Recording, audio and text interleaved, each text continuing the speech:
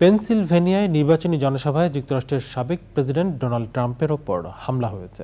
হামলাকারীর গুলিতে তিনি আহত হয়েছেন, তবে শঙ্কামুক্ত রয়েছেন ট্রাম্প। নিরাপত্তারক্ষীদের গুলিতে হামলাকারী নিহত হয়েছে। এ সময় গুলিতে ট্রাম্পের একজন সমর্থকও নিহত হন।